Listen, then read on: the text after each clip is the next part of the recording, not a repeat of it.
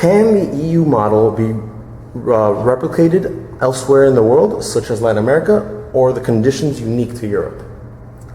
I think the conditions are unique to Europe. I mean, it depends on what you understand that the EU experience. You could do a single market, of course, meaning you have free movement of goods, services, people and capital. And you can, of course, also standardize your products a bit. It all facilitates advanced trade. So you could take elements out of it, but there is a uniqueness to the European experience that always says it's also more than a common market. It's an economic union where you coordinate policies to some extent, and of course then the non-state money that is the euro that we now have. I don't think that anybody has an appetite to undergo such close fiscal surveillance and all the implications this has.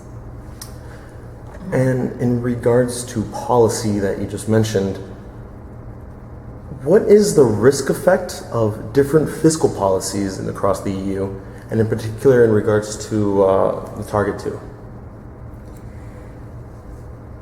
Different fiscal policies, it's not the difference as such that is a problem. It depends on the economic situation. You know, if we have very different business cycles, then different fiscal policies are actually necessary to make this stabilizing. If you, however, have different fiscal policies for no good reason, that is not justified by the state of the economy, yes, then it is a problem. Target would always be, this cross-border payment system target would always be a way of protecting trade against sudden attacks on bond markets that may swap over into the banking system. So what happened basically to Greece, where it started the problem started with the budget, and then had the crisis of the banks in its wake. But usually these things are a bit separate and do not really have much to do with each other. And you mentioned in your presentation about fostering further risk sharing. Mm-hmm. What policies or what ideas could be used to actually foster that sense of risk sharing further than currently stands?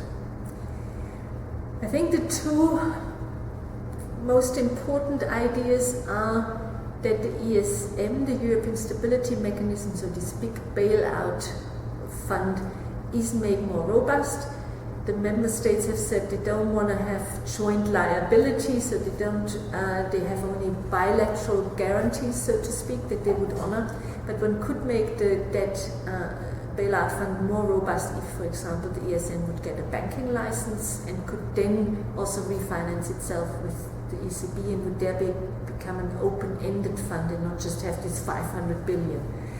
The other idea is a international public good that we need for a long time, and that is an insolvency law for sovereigns.